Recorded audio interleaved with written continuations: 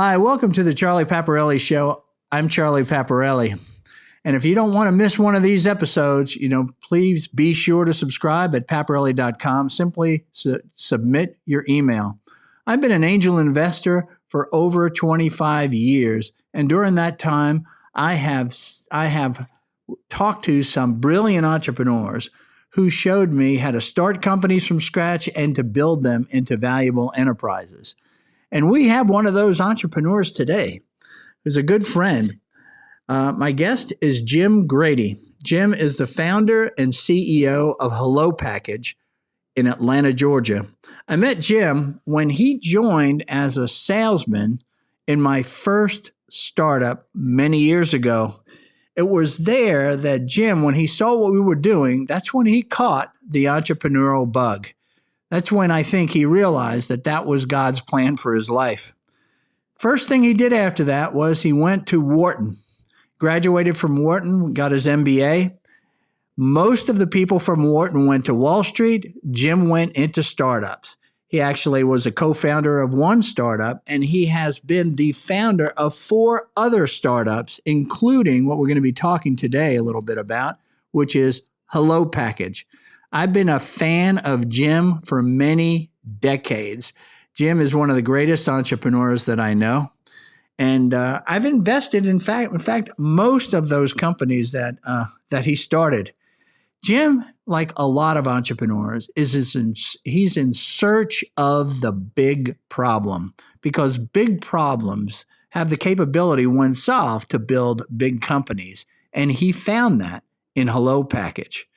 Today's topic, we're going to be talking about decision making for startup entrepreneurs. So welcome, Jim, and thanks for sharing your experience with me and our audience. Thanks, Charlie. Glad to be here. I'm glad that you're here. I appreciate you doing this. I've been looking forward to this, talking to you about decision making. But first, so that we instead of sort of making this a philosophical discussion about decisions you're making, I thought maybe we could use HelloPackage as a background for it. Okay, so maybe tell the audience a little bit about HelloPackage and what you're about. Sure. HelloPackage is focused on solving the last mile logistics issues. Think e-commerce packages coming into high density environments. First market is apartment communities. So think about Amazon packages coming into apartment communities and all the drivers and people wanting to do returns, because about a third of packages are returned. So we've taken that problem over the last 5 years, came out of Georgia Tech, taken it apart piece by piece and put it all back together again using a series of what we call a HESAS, hardware-enabled software as a service. So we're a software company with a hardware component, open shelf, measuring the weight of the package. We file patents around that. Got it. So what you're saying, though, is what it is that all these packages, we're all ordering online now. And that's not such a big problem for me if I have a sole residence. Okay. But if I'm part of an apartment complex with 300 other units, everybody's ordering. It all comes into a central location, especially you see the mess at Christmas time. All these packages are there. You got all these delivery drivers coming in, trying to drop this stuff off and get out of there as quick as they can, and then into a central location. And then all that has to be distributed to all of those residents. And I love that other part that you talked about, which is, and then of course we have the other side of it, right? I got it, I don't like it, or I don't want it, and I want to send it back. How do I do that? And you're looking to solve that problem too. Right. We took that whole thing apart, and we've pushed about 1 million packages through our system. We're in 14 states and District of Columbia now, have some of the largest apartment owners in the country. About 1 million packages, about 50,000 drivers have come through our system already. And so we not only handle the packages, we handle the drivers, which are becoming almost more of a problem than the packages because they're coming from everywhere now. So the last mile is it's really complex. And it's really broken. And we keep driving more and more e-commerce into the last mile, which creates more and more complexity. And COVID, it was growing about 15% a year, e-commerce, and COVID has sped it up 4 to 6 years already. So it's it's really crazy. And then you have a peak You load. mean it's coming in Amazon 4 to Prime 6 Day. years? These package growth is coming in 4 to 6 It's years sped up sooner. 4 to 6 years, the volumes. Yeah, just because Oh of my COVID. God. Because everybody who had not bought online discovered online, and people who bought online buy everything online. So at these apartment communities, they may have, some of our customers have 500,000 residents in their whole portfolio. So you're talking about a tsunami of complexity. But what you mean by coming 500 into to that. 1,000? You're not talking them in one building. They may You're have talking about 700, they have 800 multiple. They have multiple apartment, apartment complexes. 800 communities. Yeah. And then Okay. they have 300 or 400 apartments But you per talk community. about So you talk have, about that last mile. I always looked at you as sort of that, really almost the last 100 yards. fair enough. Yeah. I mean, Yeah. the last mile is what people define, but we are at the very, very end point of delivery. We have the founder of FedEx Ground as an investor. We work closely with UPS.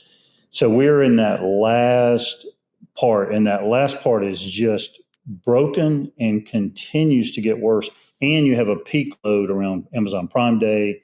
From Thanksgiving to Christmas, it's just explodes 3 to 4 times the volume. So we are trying to take that problem apart, and we have taken that problem apart, not only with product, software, and hardware, but also with a service layer built in that really gets at the staff out of that whole Right. business. We come up on a screen, explain to the drivers what to do. I remember when you put out your, I wouldn't even call it might have not even, I guess you have to call it this, but an alpha product years and years ago. Yeah, and I remember you said, lower than alpha.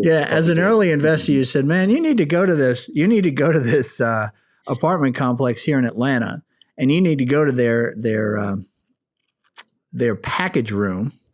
All right. And just kind of watch what's going on. And at that time, you had it fully staffed. Okay. Because again, you were just trying to figure out what was going on and how to automate this thing. And I remember when I left there, you talk about we took this problem apart. You think of it, it's pretty easy. I mean, a delivery guy comes, he drops off a package, right? And then the package gets, you just alert basically the resident, and the resident comes, picks it up. How hard can that be? I was sitting, I remember standing in there and watching this go on for about an hour and a half. And I walked out, and you called me. You said, well, what do you think? I said, I think I wouldn't want to be the guy to solve this problem. I saw probably 100 fail points, okay, in that hour and a half that I was there, saying, I don't know how he solves this, dealing with consumers and consumer behavior. And then I saw the delivery person behavior. Like I said, they don't care. They just get there and they just want to dump stuff and get out, okay, and finish their routes. Yeah. So it's amazing the amount of complexity around what seems to be the simplest of issues, which is order something, it gets delivered to your apartment complex, and then you just come pick it up. You would think that's simple. Oh yeah. So we've raised $10.4 million so far to solve this problem. Wow. And you said it had to be, we talk about the product. You said it had to be hardware and software. It's hardware, software, procedures, because processes. Everybody wants to stay away from hardware. Nobody wants hardware. As investors, we all say, it needs to just be software, right? But it had to be hardware and software. Why is that? Well, a Tesla is software rolling down the road with wheels under it. Yeah. But if you take the hardware out, you're sitting on the ground. So, some things you just cannot solve without a physical. Now, we are moving to computer vision, which will take it from us shipping in wooden crates to shipping in cardboard boxes. And we'll take the cost down from our I don't know what that means. $40,000. We'll go to cameras. So we're already there. No, but when you said shipping in wooden crates to shipping. Yeah, so crates are heavy, right? Our hardware goes in a crate now. The hardware goes in the crate. Okay, I didn't know. Yeah, so we'll now go to cardboard boxes with a few cameras in there. But we have one of our customers in downtown San Francisco, 42 floors overlooking the Bay Bridge, brand new community. They got 7,000 packages in 1 month, and we handled it. All shapes, sizes, beds in a box, tennis balls. Congratulations. That's fantastic.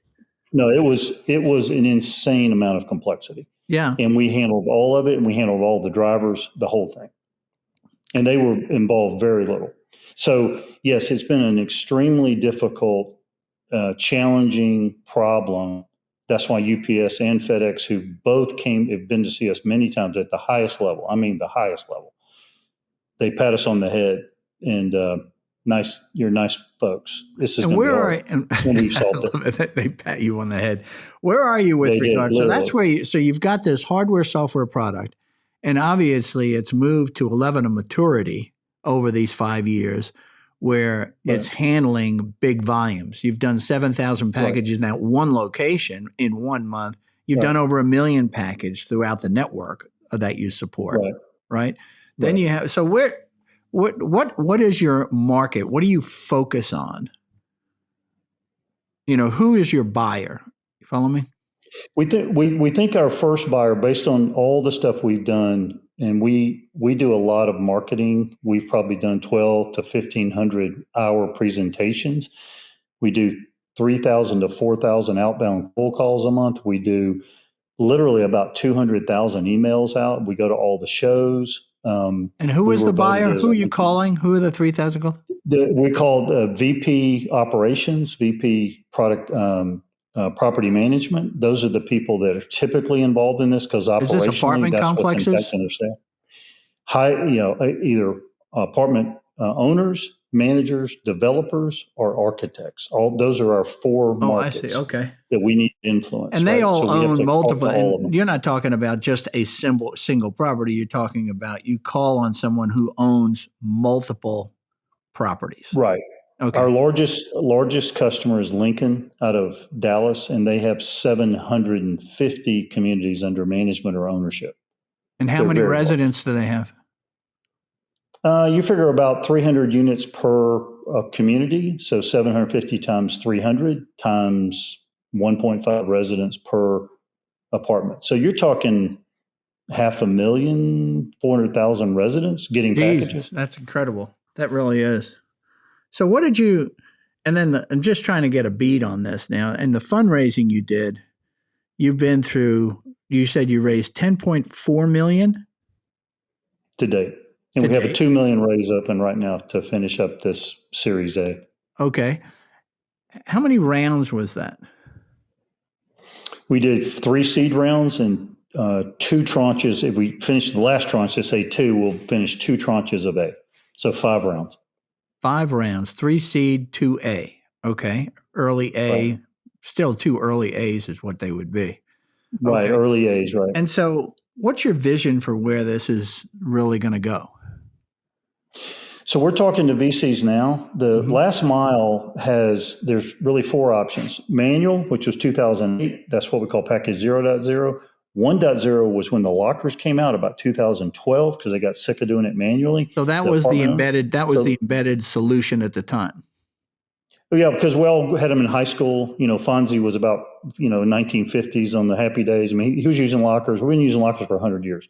So lockers made sense. They did real well, the locker companies. You're going a little fast. I just want to slow down. You think about this thing all the time. Okay, but when you said you got the first thing that was just manual, meaning that a FedEx guy came in, dropped off a package at the leasing 100 office, packages, right? Usually 100 packages. Yep. Yeah, but they would drop off a package. This is in the early days before Amazon and e-commerce really exploded. They would just deliver a package. Then the person at the front desk would call the resident and leave a voicemail or send them maybe a text, and say, hey, you got a package here, pick it up. That was what do you call that, 1.0? We call that 0.0. So that was the very beginning of Amazon was starting to really come in. Then 1.0, then what happened is that e-commerce started to take off. And the first solution to this problem, meaning there was just too many packages, what was that first solution? So that was lockers. Okay. That was what you would think of as a high school locker. They paint them pretty. They ship them out of China and put a little software with them, and that's what they used as a solution. And so they set up a dedicated room for this at the apartment complex? On the wall, you could have a room, the wall, you could have the lobby. They put them everywhere. So why did lockers make sense? I don't understand because it got them. So if I'm the FedEx guy and I come in, what do I do with a locker? You just tap in the name of the person and you put it in a locker, the package, and it's self-serve. So the office didn't have to be open for you to get your package. A lot of people couldn't get home in time to get their package, so they left for work before the office opened. So they effectively couldn't get their package unless they left work. So, so it was that kind of thing. And so it became self-serve. The problem, of course, you put a FedEx envelope in a large locker, you've tied up 95, 98% of the space with air. And it became very inefficient. So that was the problem with that solution. But that solution, when if I was the FedEx guy and I put the envelope in a locker, then would the system, did the locker have software in it where it would notify me? Yes, correct. Okay. And then I would go in and I'd put in a code when I got back. If I got back 2:00 in the morning and the offices are closed and all, I could still access my package through that locker. Correct. Right. So the problem was, so what was the problem with the locker? One you said is it's fixed space, meaning so if I put a little jewelry box in something this big, then I've wasted an awful lot of space. Okay. What other problems did they start to encounter with lockers? A lot of the packages simply don't fit, period. Okay. So boxes are ordering everything now. So a lot of those packages end up stacked in front of the lockers, which allow you not to get it, or it went back to the office. So then they had lockers and the office back as a system again. So that's what's happening now because the volumes have overflowed it, and they don't deal with the drivers at all. So the drivers come in and they're not UPS or FedEx. What they are is a demand economy person. They just dump the packages right in front of the lockers and hit the road. So they don't take time to load the lockers. So that became, and so then no one will know that package was even dropped off.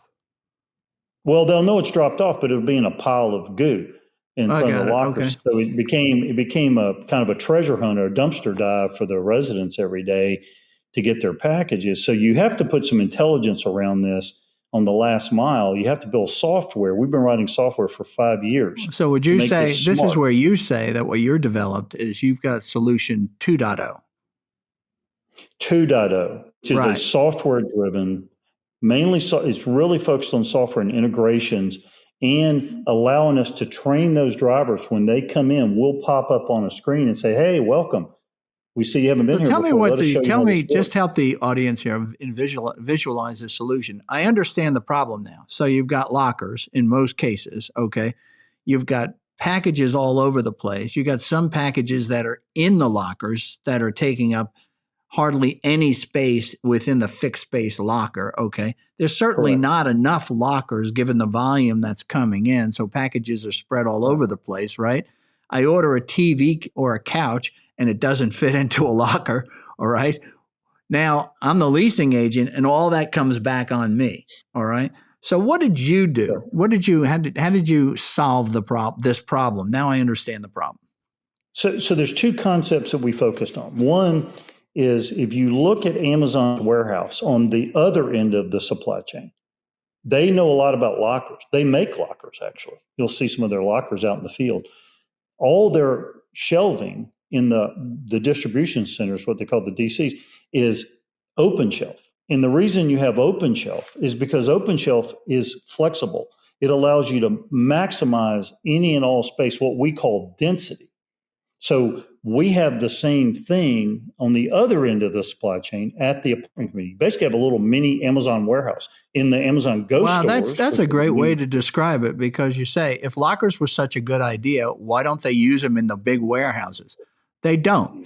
So they use open. So you took that open shelf concept and you made this mini warehouse, if you will, within a residential community.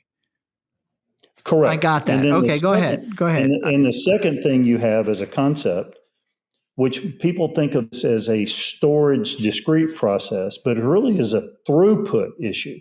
So what you have is you have to have this room, and you have to have it as dense as humanly possible. We use the floor and track it for large oversized items. So we use every bit of that space, every bit. And drivers are very good at playing Tetris. They can put packages in there in a very tight formation without any problem for them, right? So then we do throughput. But then also including stacking packages on top of other packages. Right. We have no what they call occlusion problems. We have no, you can put it behind because we use weight. That's what we filed patent Oh, I on. got you. That's Okay. why we were one of the 20 most innovative companies in the state of Georgia by TAG, Technology Association of Georgia, Uh-huh. in 2020. We were in the top 10 in the state because we use weight. Weight permeates the earth. That's exactly the technology Amazon uses in the Go stores. Exactly the same thing. So we do that. Now we're overlaying that with computer vision. So we'll have multiple sensors, just like the Go store. So we'll have a very, very, very accurate registration of those packages. Then we use throughput. We spin the room. We get those packages out of that room faster. We get it in, we get it out, and you keep turning Tell me that how it room. works. Take me through it in step by step. So again, the FedEx guy, let's use the most professional of drivers, okay? The FedEx guy or UPS guy. They're top of Right. the pyramid as far as professionalism. And then like you Correct. said, Right. you've got these other drivers which are doing it, for an hour a day, 3 days a week, It's right? a gig job, right? Yeah, gig Right. job. And right. those are they just want to get in and out. They don't even know what they're doing. They just got to the address and dumped something off. But let's go to the professional driver. Professional driver comes in with basically a cartload of packages for that particular 100 location. packages. What does he do? So in our case, it takes about 30 seconds, 45 seconds to learn how to do. You come up to we have a tablet there. You come up, you tell it your UPS, and it says, okay. And then you say, all right, I've got a package for Charlie Paparelli. P, Paparelli, hit it. You take that package, any available space, anywhere, doesn't matter. You place it. We then marry your name, Paparelli, to the weight of that package down to 20 grams, which is really finite, about 4 pieces of paper. Okay. So we measure it just like when you check out at a Walmart or a Kroger, they'll weigh your items as you're leaving. Right. And we'll marry it. So now Paparelli has a package that weighs X number of grams. And so then when you get your notice, you come in and we'll light up that zone for you and tell you your The package zone is being on that like zone. a shelf. It's a shelf. It's a weighted shelf. Yeah, but as It soon as lights that up in gets put green. on there, so I scan it as a UPS guy or the FedEx guy, I put it on a shelf. It marries, the software marries that package, that shelf to my name. Then I get notified somehow. You missed that. Isn't that what happens? Yeah, so it just pings you on just text, email, and or the app. We have 3 different ways you get your notice. Okay, so But I we get give you a pinged. short little video clip of the package being delivered, so you can see which package. You may gotten 3 that day. Oh, So it actually we do shows me a picture of the package? a picture and a video clip. We use a GIF, so we can show you both, right? And then when you come in, that will light up. It takes you about 30 seconds to find your package. You'll just go and find your package, and boom, you're out the door. The thing we do, which is critical, is that we can come into the room. If you start having a room that's got high volumes or during certain times of the year, we'll do what we call combine. So we'll actually, if you get 3 packages or your wife gets a package and you get a package and your kid gets a package, Right. we'll put them all together. So you're actually doing one pickup and you're out the door. How do you put them all together if the delivery guys put them on different they do shelves? reconciliation. Yeah, our software will tell you what to put together. That Paparelli got 3 packages, and they'll put them together for you, which makes you get out the door even faster. Oh, so you'll tell the FedEx guy to put it on a certain shelf. We'll tell the staff, or we'll do it for you. So we do the room's really getting bombed, really getting a lot of packages, which they do. We'll go to that level of service for the residents because it makes it great for you as a resident. So you'll actually bring people you'll bring your people into the package room? or the apartment, or the apartment community. It doesn't take very long to do. It's super easy. Okay. Because we tell you what to do and the software guides you. All right. Well, all that makes sense. So now we understand, okay, so what you're trying to build here. Okay, we got that.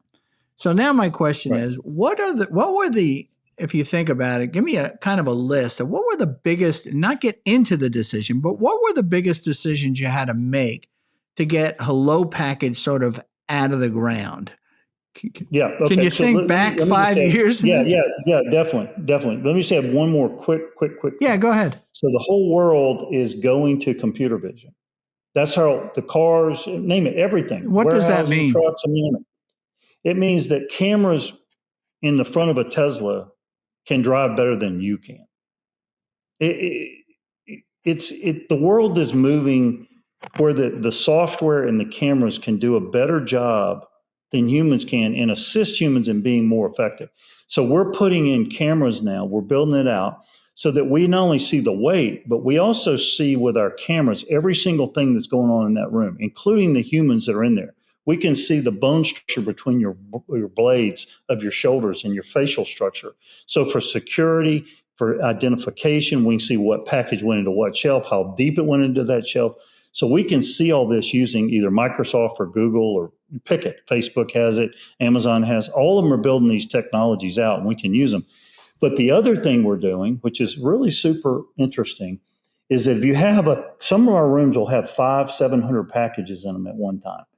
You can just hold up your phone, and through augmented reality, we'll light up your package in red. You push a button, and we'll light up your wife's package in blue. So we'll be able to go in that room using the next generation of technologies, and this room will become faster and faster and more convenient for residents, right? So that's what we're doing. So we're on the most important concept here about our product is it's 2007 and we're on iPhone 1. You won't recognize this product in 2 years. We are evolving so fast.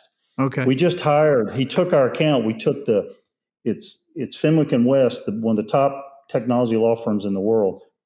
The partner that manages the Facebook account took our account because he's so excited about this technology. And so we're building out the next generation of this product already. And these apartment communities are going to have to move to this in order to handle these volumes that are coming. So you can't do this with bent metal. You can't do it with labor. It's not the way you solve problems today. Yeah. That's old news. That's way old news. Well, if you want to know how do you solve problems, I mean, look at like you said, I think what's interesting is you said that we have this sort of mini Amazon warehouse, if you will, right, at the residential community, right? Correct. Look at how, let's just kind of take that concept and bring it back to the big Amazon warehouse. Do they just have a bunch of people running around pulling things off shelves and everything else and putting them in pack? No. It's fully automated.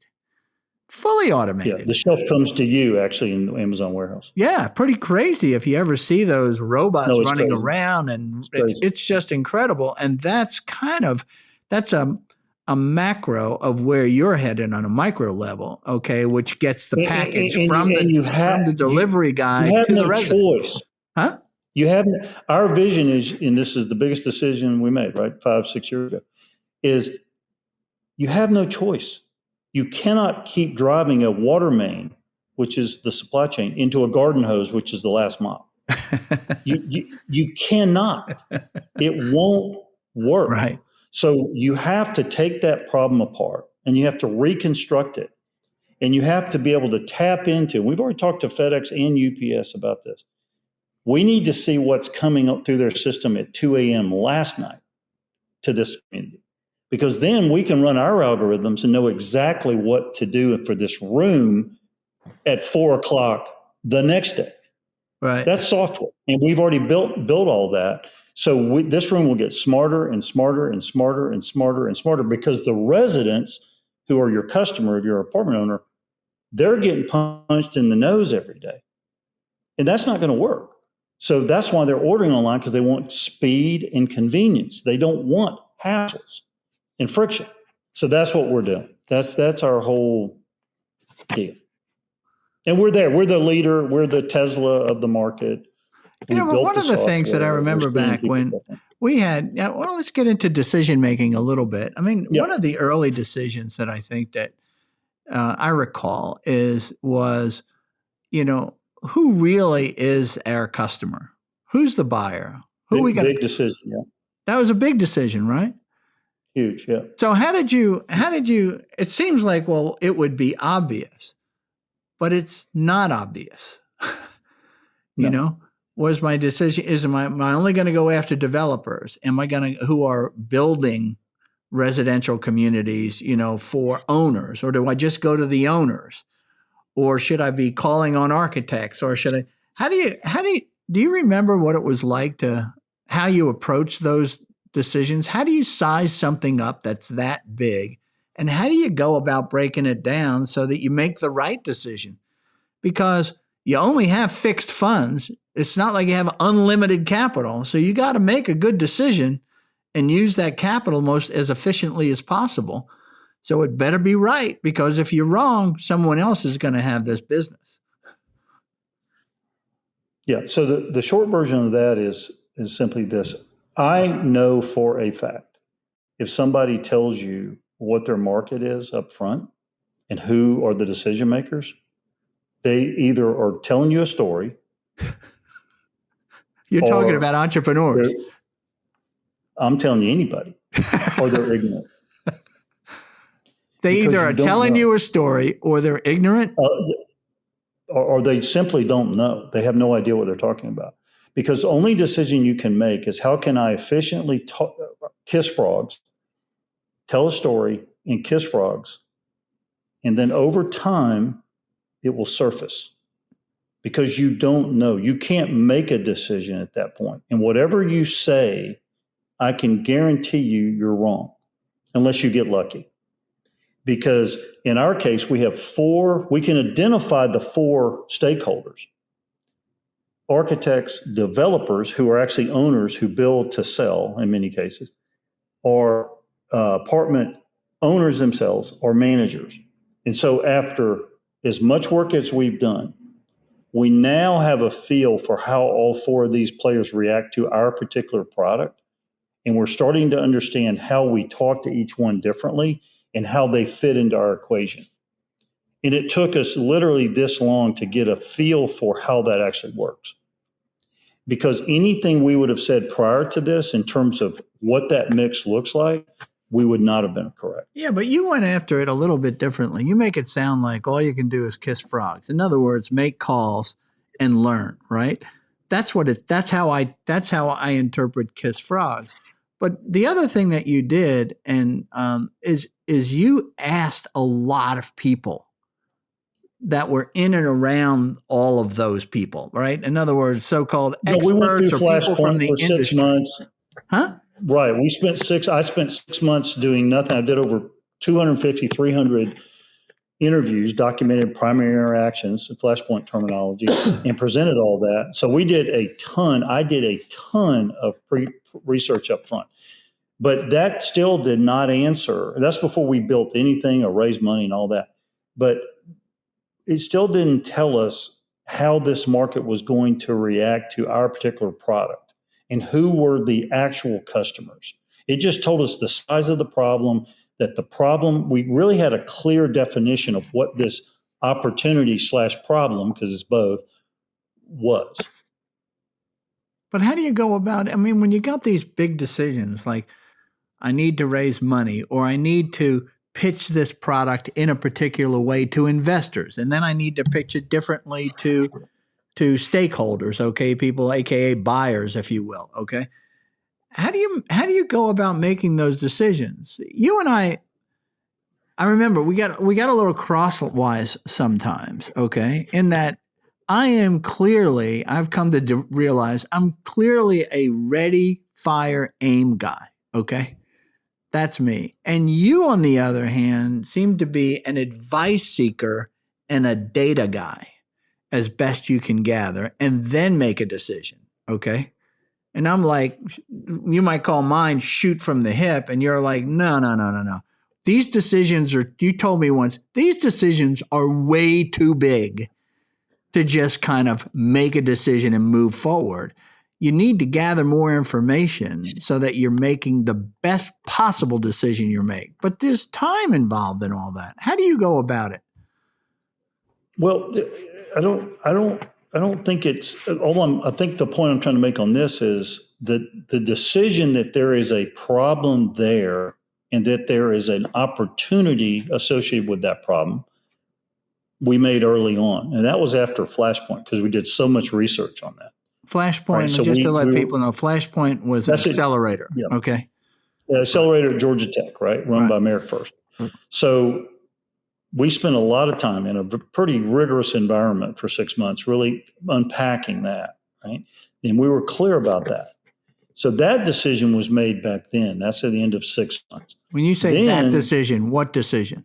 that the decision that there was a what Merrick calls a not problem. It's a problem people cannot not solve. Bad English, good idea. Got it. So we've made that decision. It was validated through a lot of really smart people who said this is a growing issue that is going to have to be dealt with somehow by multifamily communities and student housing as well. Anybody in that last mile high density environment. So that part we made a call on, and that was in 2016. So then in terms of how you go to market, what you build, that part, I don't feel like you need to make a decision on that. As a matter of fact, I think you're doing yourself a disservice to try to take very limited data and say, oh, this is how it is. You're being a little. You don't need to do that. I need you to be more specific when you use a lot of pronouns. I need you to use nouns. Okay. Yeah. So for specifically, yeah, what you want to do is try to narrow down who potentially is your stakeholder. Okay. Who are they? We're not selling to people who do fish for a living, right? We're not out selling people who are buying volleyballs. We're talking about 4 people: architects, developers, owners, apartment owners, and managers. Those are our 4 stakeholders. That we know that for a fact. You could add builders if you wanted to, but really just 4. So now what we wanted to do, our decision-making process was, how do we effectively reach these people? And how do we find out over time which one of them step up and say, you know what, I'm listening. I hear you. I want to hear more about this. And here's what came out of it. Yeah, but wait, before you No say question.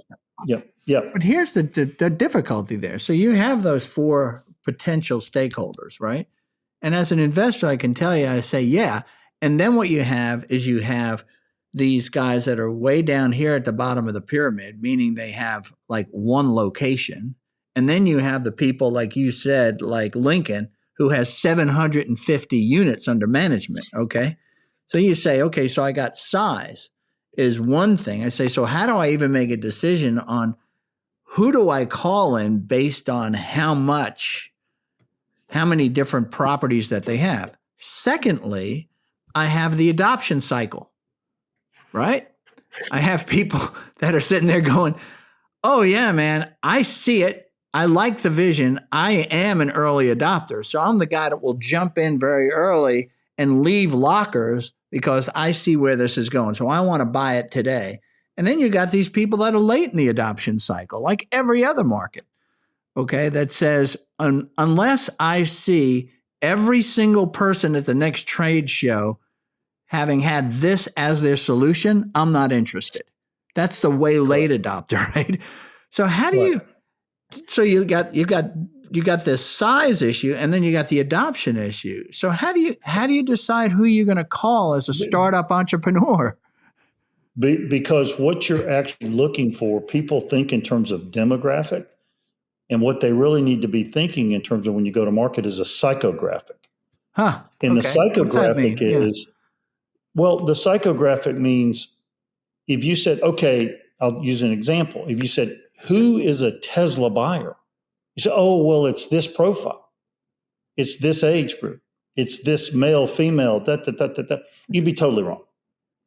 Because who is a Tesla buyer is the person, and it's all documented. This is not Jim Grady talking or Charlie Pepperelli. This is all documented in a 1984 book by Jeffrey Moore called Crossing the Chasm.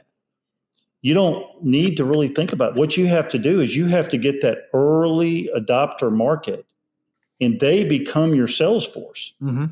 If you get them to lean in, regardless of, in our case, which 4 they come from, we don't care. We don't care how many properties you have. We don't care if you're large, medium, or small, because you don't care. You're trying one. We call it 0 to 1, 1 to many. We're trying to get you to take the first one, because once you take the first one, then we have a chance for your second one and go 1 to many.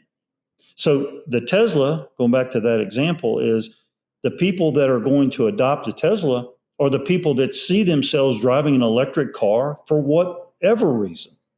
They become the advocates that become the salespeople for How Tesla. do you find that And guy, what though, you in a know market? is what? How do you find that guy in a market, though? That's a That's big where problem to I'm solve. going back to our original decision. Our decision was to do one thing really, really, really well: build the product. Make sure when that person tried it, they go, "This is clearly a better solution. This is the future." If you can't do that in today's world, Yeah, but there's a good tendency, luck. Jim. There's a tendency, Jim, that I find in any market. And I was out to dinner with somebody, a guy and his wife is a dentist. Okay. And we were talking, and she's sort of moving towards retirement, but she has a very distinct specialty. And she's telling me that she's working part time. She's in California, like 2 days a week. And she's calling on these general dentists trying to get this 2 day a week type of thing. And so a gig, if you will. And they're sitting there and they're saying no to her. And the reason is, she said, they're stuck in a business model that just doesn't allow what I do to work. So I go to these guys and I try to convince them. In other words, she's doing evangelism for the solution that she has. And she's meeting a market that could care less. What I see in the startup community over and over again is, instead of trying to find people who light up when you talk to them about your solution, they try to just convince everybody this is the right solution. Do you see? Yeah, I know. I saw you doing that for a while. We all do it, right? We all want them to understand this is great. You cannot win that game, right? You're actually, they call it dog whistle marketing. You blow the whistle and the dogs will hear it. And that's what we try to do. So we try to go across the entire market and blow the whistle, blow the whistle, blow the whistle. And what's happened for us, we just presented to CRE Tech, Commercial Real Estate Tech. They have 70,000 members. We did 30-minute full-blown presentation to them. They're going to push to 70,000 members of CRE Tech. We'll be at their show in mid-October in New York City, 1,000 people attending. Those are the people that we want to be in front of, who go, I get this. I want this new way of doing this. So that's our market. And wherever they fall in those four categories, it's fine. Yeah, but I like what you're saying is, so can I say, if it's dog whistle marketing, I like that idea. In other words, I blow that whistle and I'm going to blow it out there in the general community, but only the dogs are going to hear the whistle. The rest of them will not.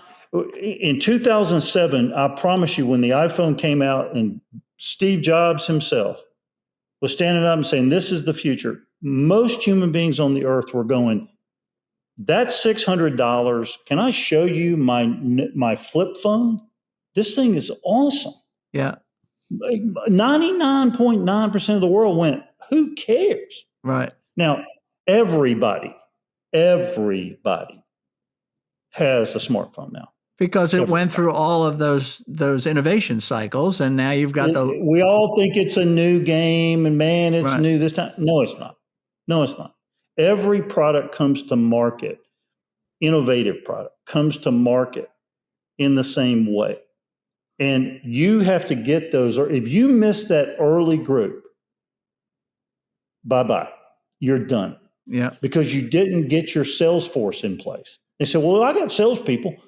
No, I'm talking thousands of salespeople.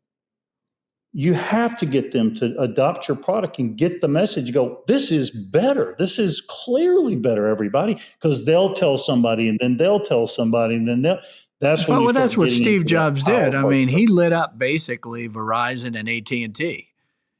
Or I think maybe it was just AT&T to start with. AT&T was the only one they had for years. Right. So you got to light up some channel to sort of blow the dog whistle, if you will, right? I went to military school for 5 years. I lived there. So I got a full-on dose. I'm a Navy family. I got a full-on dose of military strategy. They didn't win D-Day because they hit the entire wall.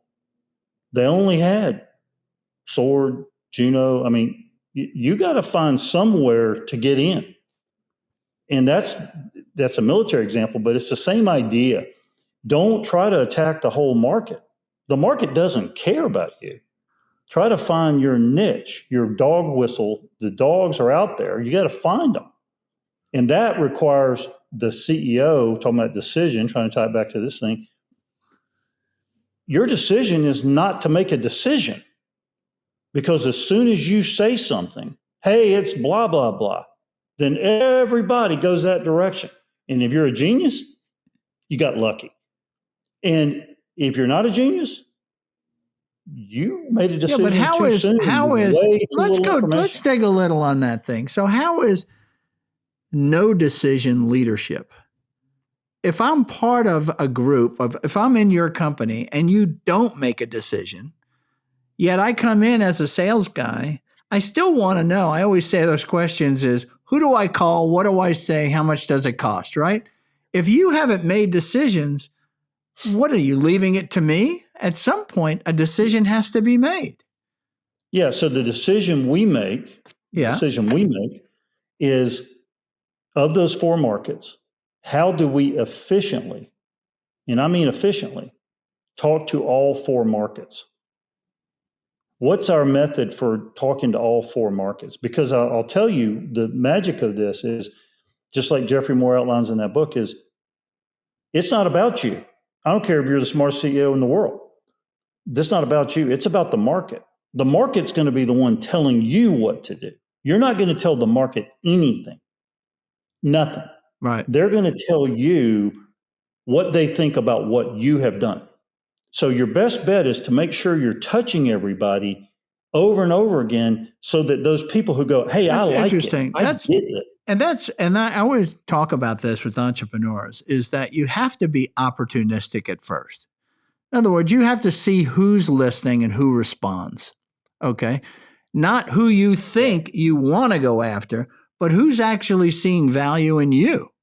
They're almost coming to you, in effect, saying once they become aware of it, they raise their hand. They're the ones that responded to the dog whistle, right? As opposed to, no, I don't want that guy. I want those other 99 guys. Well, those other 99 guys don't hear the whistle. So you keep getting closer and closer, blowing the whistle. They still don't hear the whistle, right? And there's another thing that you have to live long enough to learn. Yeah.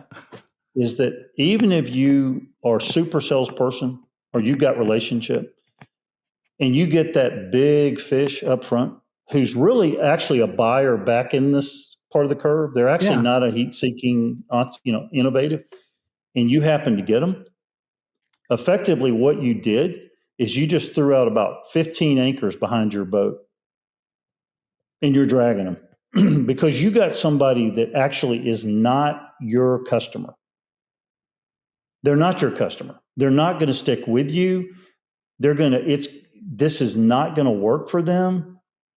They're not the psychographic you need right now, because you got to find people that go, I'm willing to take some punches in the nose because I believe so strongly in what you're doing. Yeah. I think that's a great lesson. When you talk about we all want to land an elephant who's going to pay us a lot of money. And basically what you've done, if you're early like that, you've pre-sold the company, because the guy's that customer is going to tell you, you're going to build a custom solution for that person, and that will not meet the rest of the market, and you're dead. Right. And they're not that buyer. They're not, they should be waiting until it's mature. And you somehow got them to believe, because maybe you didn't tell them the truth. Like, hey, this is going to be a bumpy road for a while. And when you get that customer, you're the dog that caught the tire. That's a nuance that we're talking about here. In other words, we're looking for that early buyer, that guy who's the early adopter, who knows that the stuff isn't going to have all the features, all the functions, and it's going to work sometimes and sometimes it's not going to work. And that's part of the excitement. I'm one of those guys. I am an early technology adopter, and I fight So am through I. all that. Okay. It's funny. I just switched to a And you notes. sign up again and again I and do. I do. again and Yeah, again. I do. I love it. And you're happy about it. And if somebody said, "Oh, just wait," you're like, "No, I'm going to go first." As a matter of fact, when do I get the alpha? And those people, Boy, you've they are part of described the me. I mission. love that stuff. I do. No, I mean, I'm the same one. But if you get people that they don't care about that, they don't want that. This is not I what mean, they they're do. later. They're later in the adoption cycle buyers who happen to kind of come in early. Those will kill Yes. you. They'll kill you if They they're big will enough. They'll kill kill you, you. They man. will. Yeah. And they will kill your reputation. Oh yeah. Because Right. the bigger they are, and when you dump them, or they dump you, yeah. Good luck to you. That was the most expensive customer you ever signed. Is You there would have a been better off. do you use when you have to make decisions that I'm going to call about strategic decisions? I'm not talking about smaller decisions, but strategic decisions. And those decisions, are around product market fit. They could be about fundraising. They could be about how fast you go or slow you go. They could be about pricing, which is always a difficult one to deal with. It could be about terms or big strategic decisions. Is there sort of a methodology or some steps you go through in your head that say, this is how I approach it? Well, we use a simple concept. I learned a lot of this learned a lot of it from you. I've learned a lot from my educational background. I learned a lot from working with some really, really smart people. It's what we try to do up front before we start talking about the details and this and na. We try to frame it. Okay. Get a frame. Put a frame together. Frame what? The problem? Frame it. Whatever we're trying to solve for, Okay. we try to frame it. And we try Okay. to frame it using a term that McKinsey made famous. It's called MECE, mutually exclusive, collectively exhaustive. So when you look at that whiteboard, you see all possibilities that we can come up with. And then you see a frame with those possibilities hung off of a frame. And it feels like you're going super slow because you're actually just going through the mental exercise. Your brain is free, it's attached to your head. You're paying for it one way or the other. I mean, it's still there. So we go through that exercise and you get better as a team. You get faster and faster at this. But we frame it, we put MECE, here's all the options. And then we break and we come back again and we look at those options fresh. And then we start to understand where we should be putting our energy around this, right? What do the customers want, so on and so on. So what's that And next then phase we can get cause? to the details. What's that next phase? So frame it's one. Number two, next step, what would it be? Yeah, so if you frame it and you put MECE in there in part of the frame, then the next thing is really just to look at, okay, now that we understand what the pieces are, what the options are, let's look at some of these in some sort of a filter to say which one make the most sense. For instance, one of the hardest things to do, you mentioned it, one of the hardest things to do, hardest things for us to do, we did a whole bunch of stuff around the product because this is we have like it's a lot of things to do, right? The contract itself is fairly complex. We have customer data and California privacy laws, and we have a lot of stuff. So I'm the next trying thing we to did was evaluate these. I'm trying to evaluate all these possibilities that are hung on the frame. In the second step, I'm really saying, what are the best opportunities here? Okay. Solutions, correct. if you will, right? Now I've got a Correct. now I've got a subset, if I will, right? I think that I'm a process person. You are too. Is if you have the right process, then what happens in that next step, which your question, it starts to emerge, right? It just kind of comes out of that, and you see this one, or not. That's not even Right. remotely right. This one, are high possibilities, and these we got to think about a little more.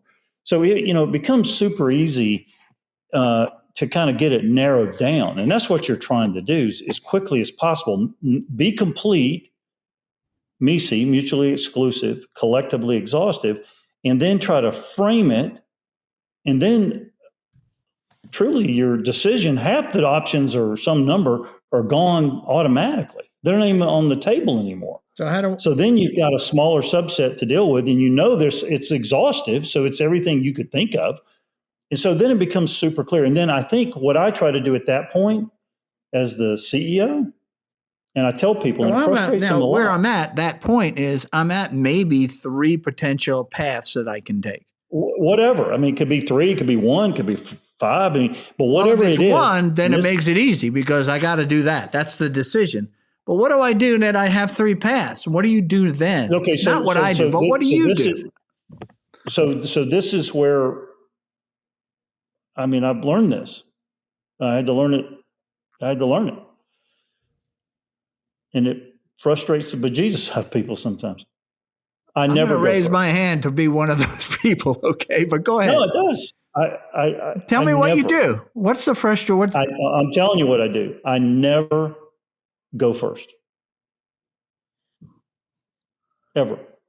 So now you're bringing, when you say never go first, that means you're bringing in advisors, or this is just with your team?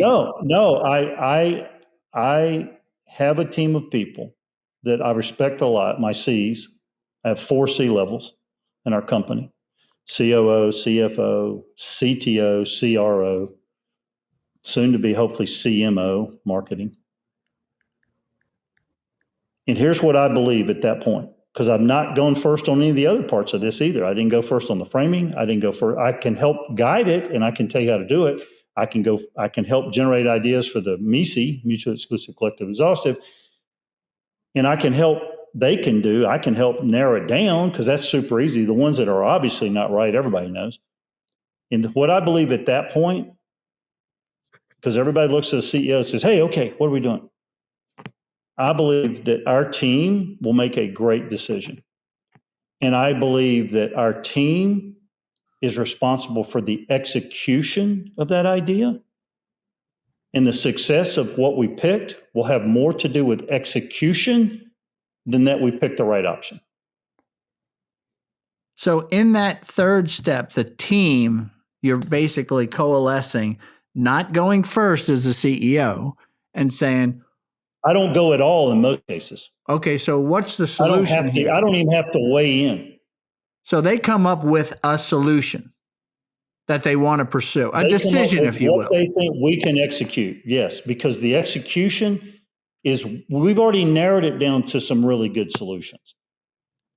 What'll end up being the right solution is the one we execute on, because it's all about execution. At that stage, you're in execution mode.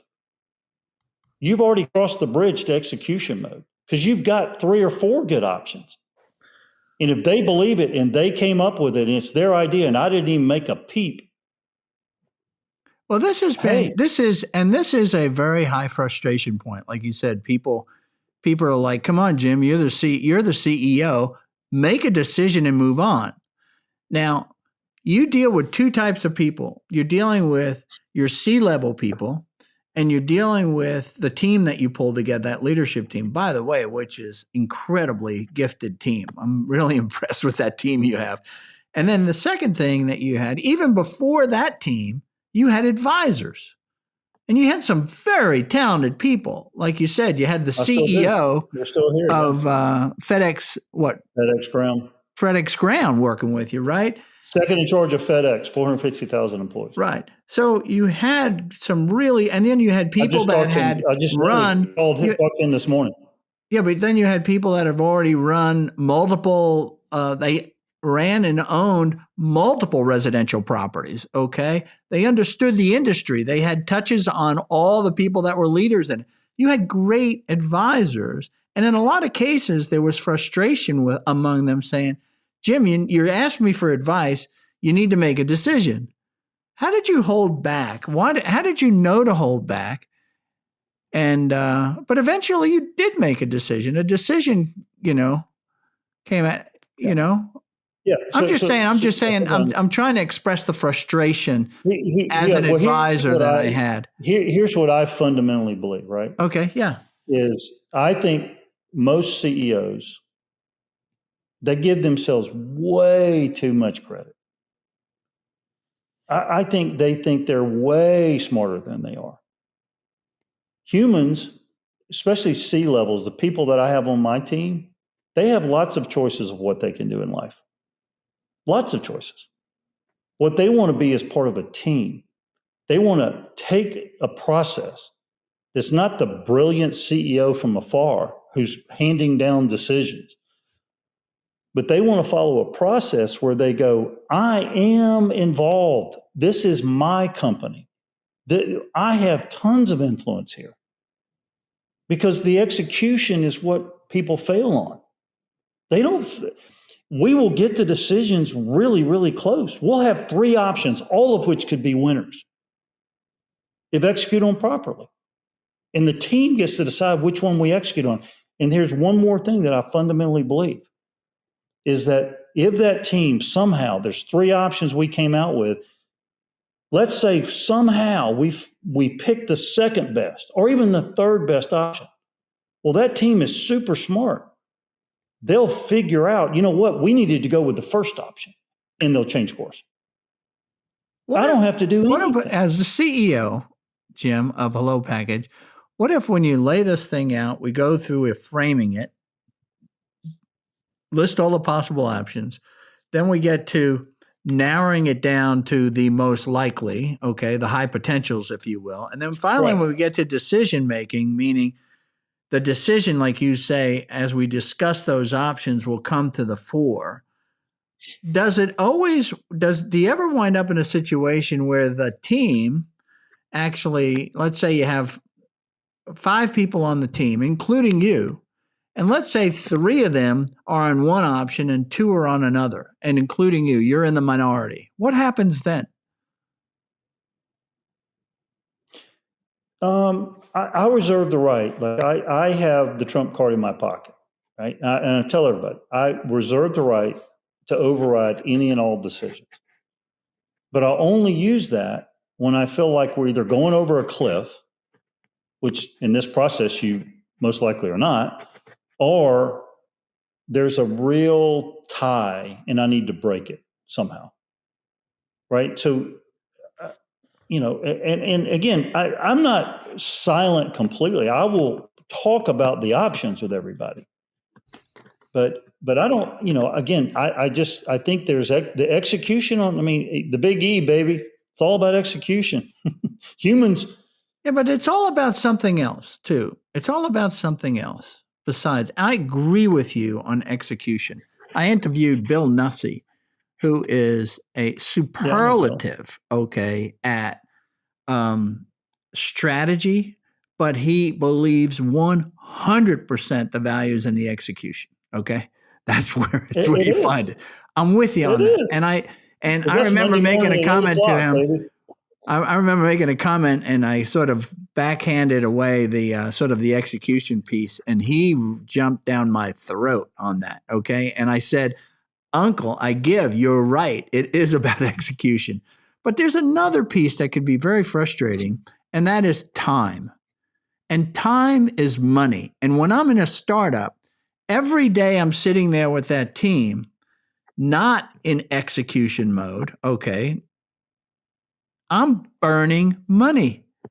These people get paid every month. I'm burning money. Yep. So the time aspect of it, like let's make a decision and move to execution. If you leave that out there too long, don't you worry about that too? Doesn't that frustrate other people? Yeah, no, I tell people, I say, listen, at the major leagues, right? The reason people can't go, they're great college players, they can't go to pro ball, they can't get to the bigs, is because of the speed of the double play. So the key is you have to be able to cut through these pieces really, really fast. Because it doesn't have to go slow. Slow and good decisions are not the same thing. They're not at all. Well, how do you avoid that? How do you walk that line to make sure you're not going too slow? Because in fact, I know sometimes people feel like Jim goes too slow. So how do you walk that line to say, whoa, I'm not going too slow. With this particular decision, we need to be righter than execution can't save a bad decision in this case. Okay. Well, in our case, just let me be specific about our team. Yeah. It's a muscle too, because our team has done this. I'm talking about strategic decisions. Oh, I'm not talking about small stuff. I like okay? that concept of muscle. That's good. Well, Yeah. tactical decisions we make instantaneously. The C's Right. make them by themselves. They don't need me or anybody else. Right. We have an approval process we do on HelloSign. Everybody's aware. I mean, that stuff gets done bang. I mean, no problem. Done by the C's, right? They run their own show. But I'm talking about something we need to think about. And if we're trained up and we're really, really good, which we are, then we're going as fast as we can go. This is our A game. We're not going slow at all. We're just, if we bog down, it's because we're bogging down because we're really trying to figure this out. We are trying to figure it out. Okay. Yeah. So I think we're, in our case, at least in my opinion, we're fully optimized. And my brain is not the brain. We have a cumulative brain, including our advisors and investors and so forth. And so, I think that's a gift on this. I like this. I like this. I like this. Okay. So now I understand how you approach these decisions. This is very, very helpful. I'm sure it'll be helpful to a lot of entrepreneurs.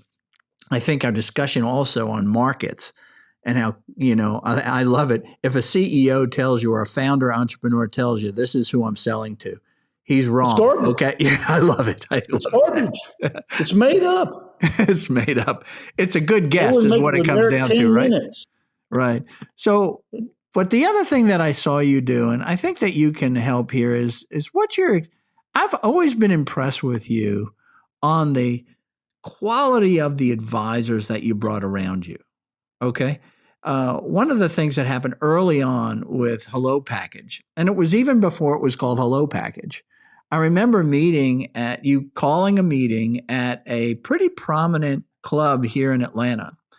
And you had a huge table. There must have been 20 people at that table that were from all different walks of life.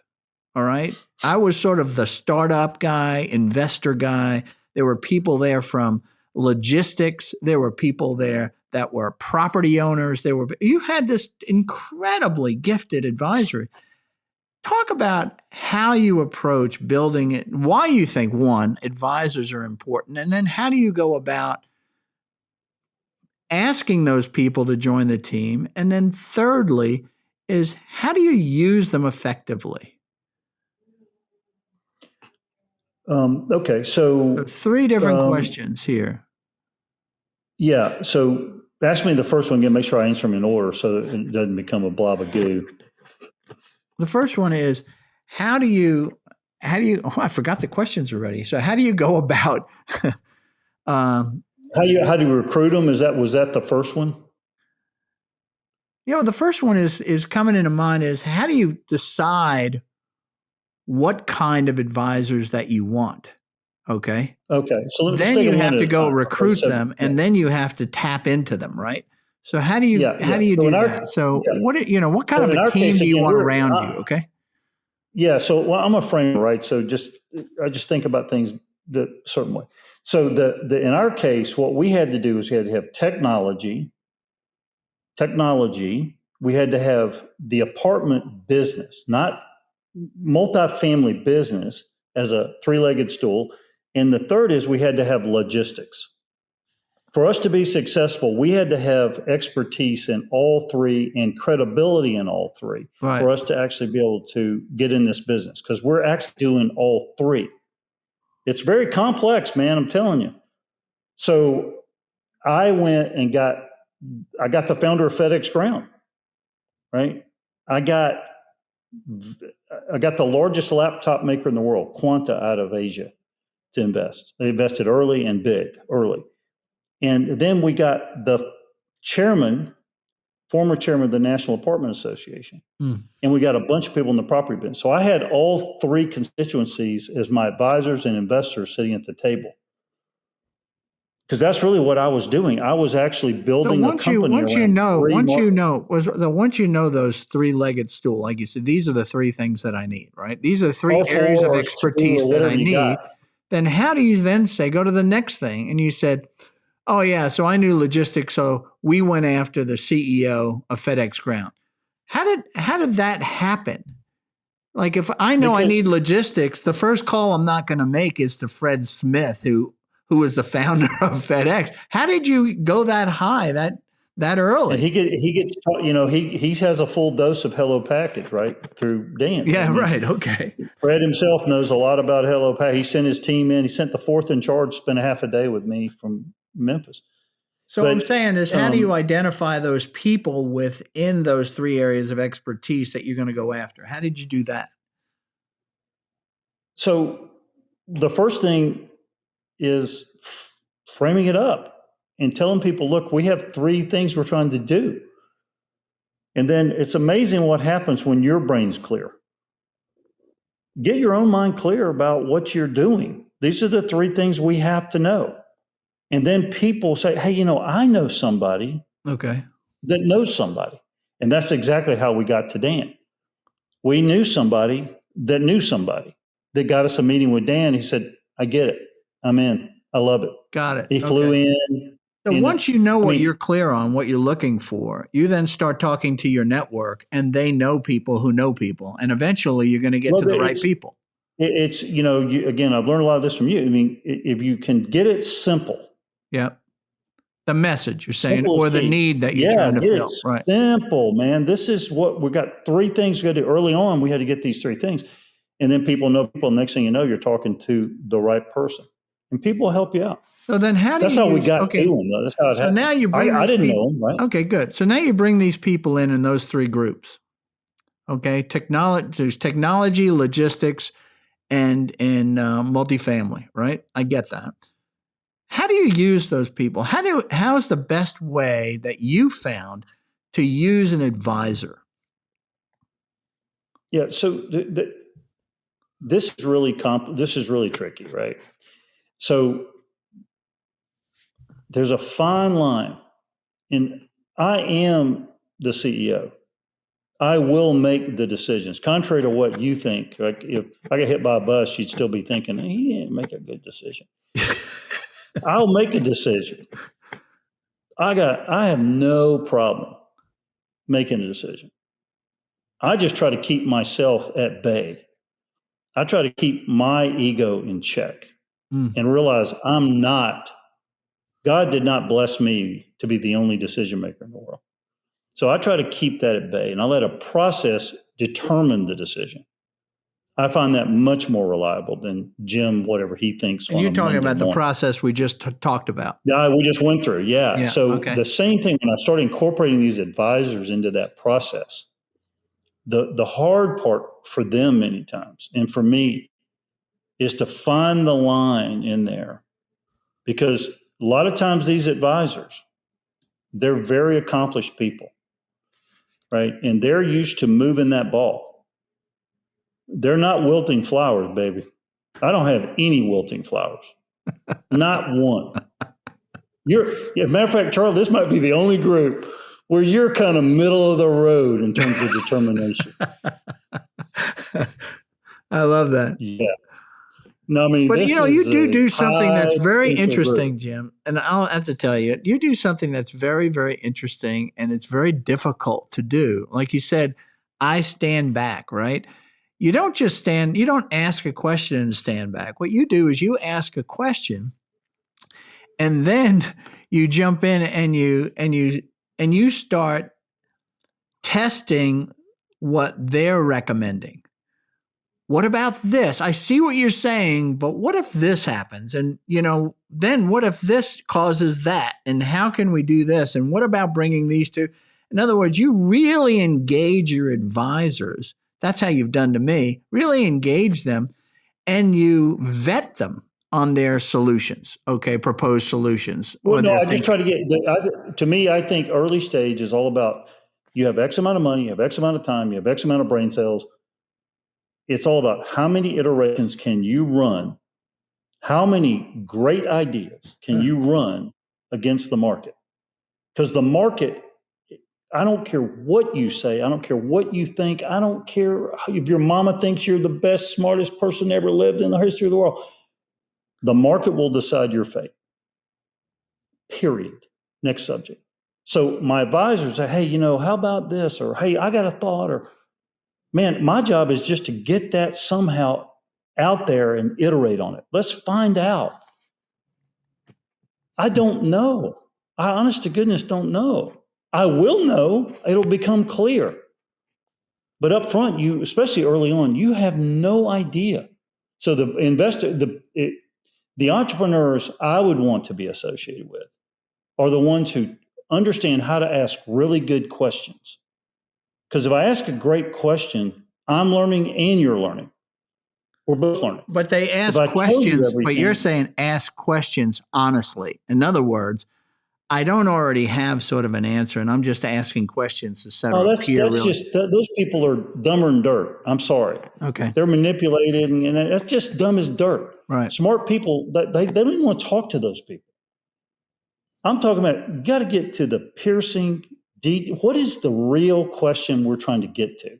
And that's where advisors, they can really help you think through. They may have seen it before. They may have tried to deal with this somehow. And they can say, look, go find out about this, this, and this.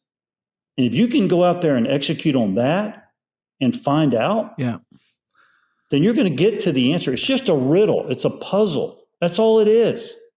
And what I see, the other thing that I see is that it's that you can't, as an entrepreneur, the entrepreneurs I really enjoy dealing with, and I'm learning this about myself, as sort of an entrepreneur, if you will, is I have to be very careful that I'm not prejudiced on the way into a discussion, okay? Because then I become, I'm trying to convince you that I'm right, okay? And that is not a good conversation to learn anything new. All right. And so I have to, like you said, I have to force myself to stand down. And if because of pure force of personality that I can't get past myself, I still try to listen. Okay. Even though I'm trying to convince on the other end, but I'll always walk away rethinking the entire conversation to really think through what Jim did say and what did make, how did I dismiss it too quickly? Should I reprocess that? Yeah, Should I reprocess the information? Right. Yeah. Right. That's right. So it's because we're not perfect, right? I mean, we're just not perfect. But the thing that really gets me is those entrepreneurs, if you walk away, or people that walk away and say, we had the conversation, I was right, he was wrong, and the case is closed. The book's read. It's over. That's where it doesn't go anywhere. I'm sorry. Rob Williams had a famous saying. He said, 95% of the world doesn't have a sense of humor, and 5% of the world has a bad one. So I apply that to listening and framing. 95% of the world can't frame anything. And then 5% of them can't do it that great. So the whole deal is, if you're dealing with something complex, I'm not talking about simple tactical things. I'm talking about something like, who's our customer and should we get in the business? I don't know, whatever. The stuff that's hard. The best thing people can do, the best people that help me, I'm a smart guy. I got a lot of experience. Yeah. They help me frame it. They listen and they ask good questions.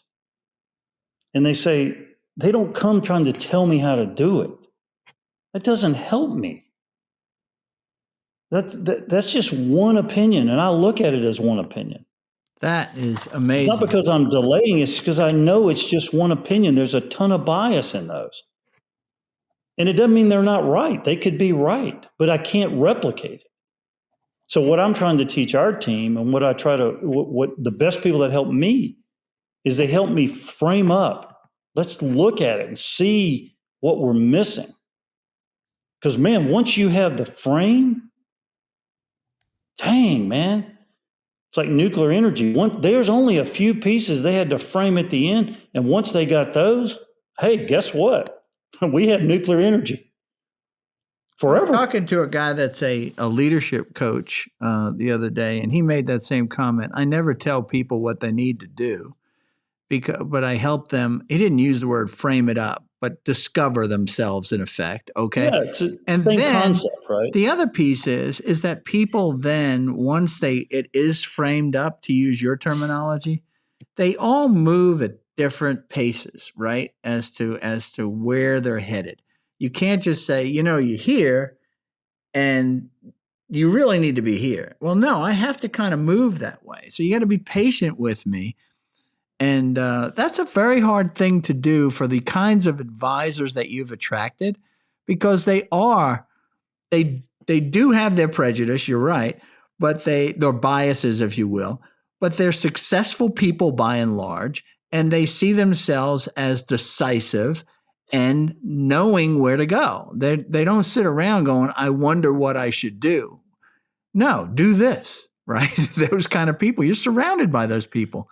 So I really, I think that it's amazing that you have the discipline, or maintain the discipline you do, to stand down and really get the best out of these advisors. It's pretty amazing, Jim. And the team, I mean, again, I do it out of respect for people, because I understand, again, that Right. execution is critical. And don't think we don't. We track every stinking metric known to mankind.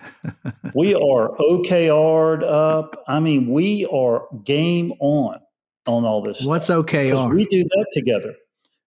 It's objectives and key results. It's very, very famous. Objectives and key results. Okay. And that came out of what book was that? Well, Google is built on OKRs, right? John Doerr, at Kleiner. There's famous, but we have all of our OKRs. We know what our execution is. Yeah. We know what the measurables are quarter by quarter. I mean, we are game on that stuff. But when we go into decision-making mode, strategic decision-making mode, all of my C's and all of our advisors have a full seat at the table. They're not going to hear the world according to Jim. They're going to hear, let's frame it. Let's make sure we understand what the options are. Let's pick some of those, and then let's try to figure out which ones we can execute on.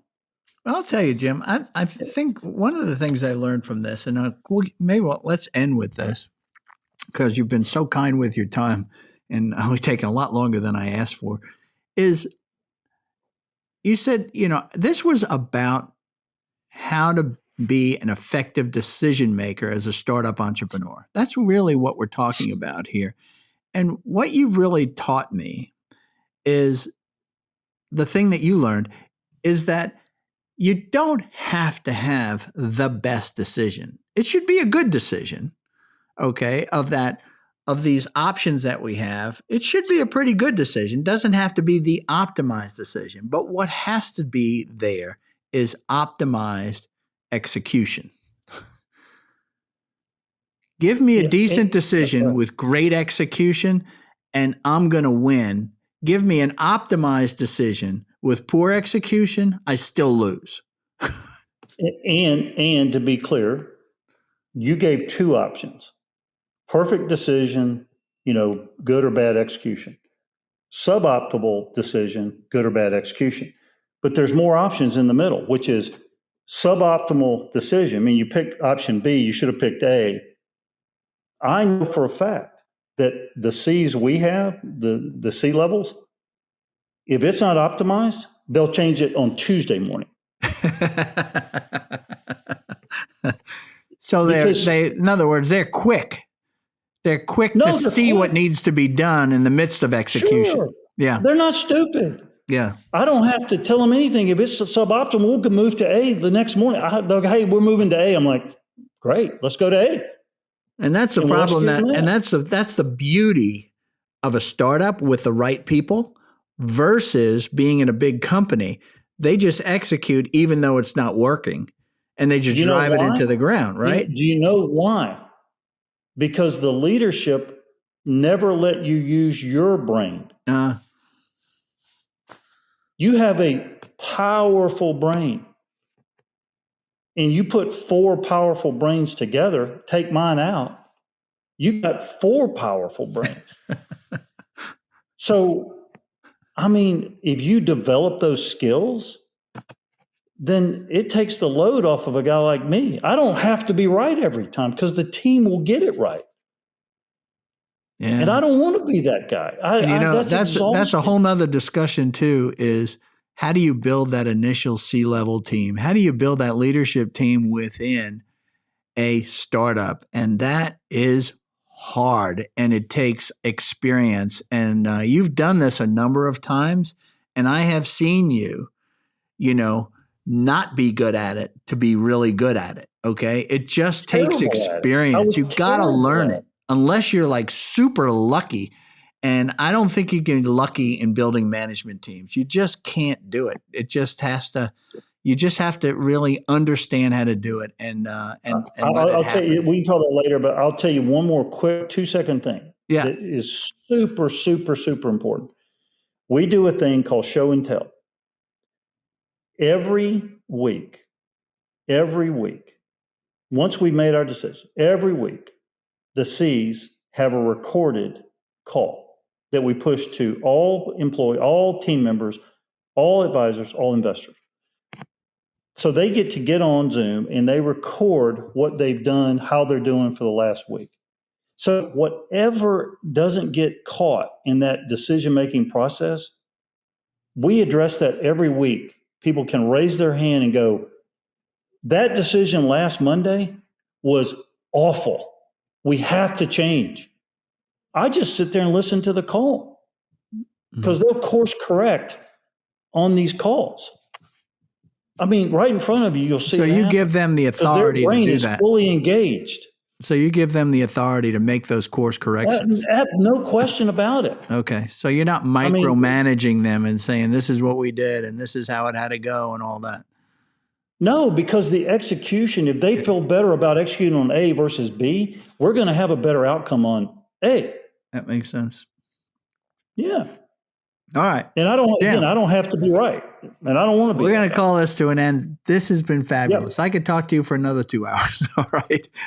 We're just down to this one topic on decision making, but boy, we can go into other areas of startups that you would be super qualified to talk to. But man, HelloPackage is very excited. I'm very excited to be an investor in HelloPackage. I know you got a $2 million open round still, for this next level, which is to build out your sales channel. I'll take us to our Series B, VC money next summer. That's where we're going. Man. Yeah. What's that? It'll take us to our VC round next summer. So I think we'll be ready to take in professional money, more professional money next summer. Yeah, but I really appreciate you taking the time. I appreciate you taking the time out of your busy day. I always wanted you to talk about decision making because the way you approach it is unique, and now I understand how you do it, the steps that you go through, and I think this is going to be highly valuable for entrepreneurs that are listening to this because you've been doing entrepreneuring for a long time, my friend. So thanks for doing this. I'll close out the show now, and I'll look forward to talking to you after I do that. Thanks for joining me. And Jim, this has been exciting. I mean, this is how to do decision-making as a startup entrepreneur. It's Jim has a structure and it works. And having the power to stand down and listen and let the solution, the best decision or a good decision emerge, and trusting your team because they're going to have to buy into it and execute on it. That's what we learned today. So again, not to miss an episode, please subscribe at paparelli.com. And thanks for using your valuable time to listen to this interview. Take care. Bye. All right, bye-bye.